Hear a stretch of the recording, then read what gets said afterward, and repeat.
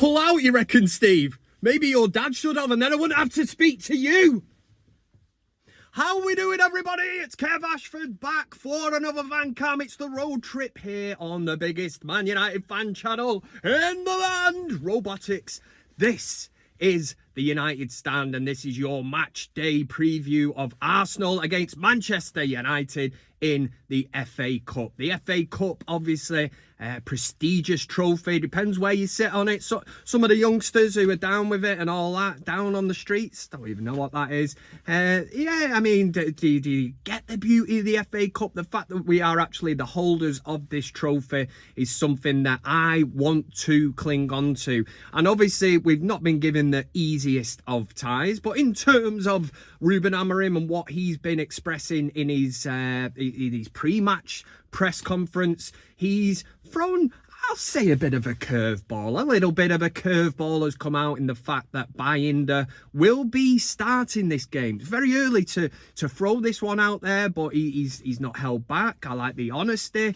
Is it mind games? I don't think it is. It's out there now that Bayindir will be playing instead of Onana in goal, which is it is a major thing, because you think back to the last game that Bayindir played against Tottenham. Didn't really cover himself in much glory, did he? You know, it looked very suspectable. Is that even a word? Suspect, shall we say, from set pieces, corners. Yeah, you could argue there was a foul in there and all that, but we don't want to go on about the past too much, do we? We want to deal with the now, the near, the future. That's what we're talking about. But it's going to be obviously a huge game, a massive test. Ruben Amorim's Manchester United have taken on Arsenal. Obviously, we did get beat in that game, but this is different because you have to look, Arteta might rotate, and obviously Amorim coming out and saying that Bayindir will start it is a big thing. And I think there's a lot of people that are reading into this and probably thinking that Amorim does not like Onana. You know, you can take from it what you want. This is a big game for United. I certainly want to be winning this. It's not one of like the Carabao Cup where it's kind of a free hit, and then when you go out of it, oh, I'm not bothered about it. But if you go through and you win it, yes, get in, and all that. So we will have to see what happens on that front. And obviously, previously at Manchester United, we've had a good week. Another week of Ruben Amorim getting his ideas on the training ground, which is absolutely priceless to a manager like this, who's bringing a brand new system into a club with players that don't have a bloody clue how to play it. So in that sense, another week's training, and we move on from what was, and let's not beat around the bush here. Any silly scouse knobhead that's going to come in and go, oh, look, Kev getting proper giddy about a 2-2 draw at Anfield. It was a top class performance, and I say that as a United fan. You know the same if you're a United fan watching this. Some of the shit that we have been put through over the last whatever 10 years since Sir Alex Ferguson left Manchester United, we have had some dire days, and particularly against that lot, particularly at Anfield. You know, when Lisandro Martinez scores that goal and he becomes the first United player to score at Anfield since 2018, probably starts to tell its own tale, because Liverpool, Anfield away has not been a good stomping ground. And when you think back to last season when we got the 0-0 draw under Erik ten Hag, it was almost Erik ten Hag going there, shutting up shop, basically, boop, boop, backing up the bus in front of the goal, nobody's scoring, and it was effective. But as a counter-attacking team at that moment in time, there was no idea. What was refreshing at Anfield was the fact that Manchester United went there, A, went toe-to-toe with them, B, give it a right good go. And for long spells of this game, we were in it. You always expect at Anfield, first 10 minutes, once you get past all that, we'll never walk alone, bollocks and all that, the crowd dies down. It's, you know, Sir Alex Ferguson used to say, if you can quieten the crowd down, and by God, we quietened them down, because in the first 10 minutes, you could see the shape, you had that structure to the team, and we looked like a team that could actually give it a right good go. So it was so refreshing to see United go there, and even to go 2-1 behind, as Brendan Rodgers would say, showed great character. We showed that character to come back. And Ahmad, who signed his new deal this week, which is absolutely huge for United, especially when you start considering the complete and utter, as Roy Keane would say, nonsense. Rubbish that. Forget, we'll cut that one out. The nonsense that's being spouted, you know, that Ineos might entertain offers for Kobbie Mainoo. How dare you? How dare you? I can't get my head round it. PSR, whatever nonsense. If a club is looking to sell an absolute gem that has come through the youth academy, yes, we sold Scott McTominay, but there's levels, and Kobbie Mainoo and Scott McTominay are two totally different animals. You could literally build this team around Kobbie Mainoo for the next 10 years. And for me, him and Ugarte, I said it in the Van Cam the last time round that Ugarte was key against Liverpool at Anfield. For me, he proved to be that. I'm not sat here on some kind of I told you so, because I'm not in it for all that. I'm not really interested. But I told you so, didn't I? Yeah, I'm only joking. But what a game. Ugarte is going from strength to strength. And whilst you're here, you might as well go ahead and finger that like button. And in terms of team selection, what are you lot, the United Stand viewers out there, what are you lot thinking? You know, Kev can't read minds. So get into the comment section and let me know, would you go strong for this? I don't see any other option than to go strong. Now, we obviously know that Bayinda is going to start in net. So is that an issue playing out from the back?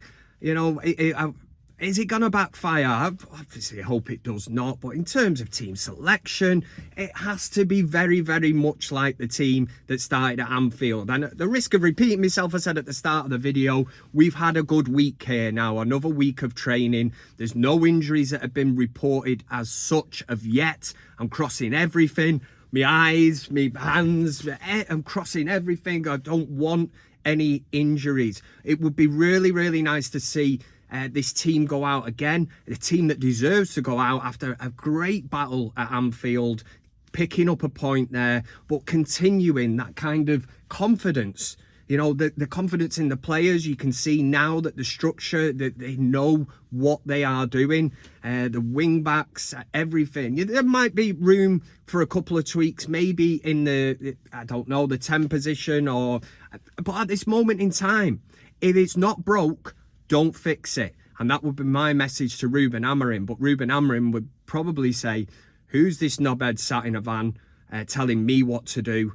And I'll just say, Ruben, I'm older than you. I'm wiser than you. And I will always have that over you. I'm not wiser. I am in some senses, but it probably wouldn't be to do with football. It'd be to do with other things. But let me know, obviously, man of the moment, Ahmad signed his new contract this week, which is a huge thing in itself. Maybe up front, there's question marks over Rasmus Højlund at this moment in time. You know, is he a player that you would look to start against Arsenal? Or was some fans a bit too critical after what was always going to be a difficult kind of game against Liverpool? You know, he's up against two top-class defenders. There's this argument that he's not getting service. He did have a big chance at Anfield, and sometimes it comes down to being absolutely clinical. So if you do not take them chances, you will be ultimately judged off that. But we have to look at the bench. Who have you got to bring in? Xerxes.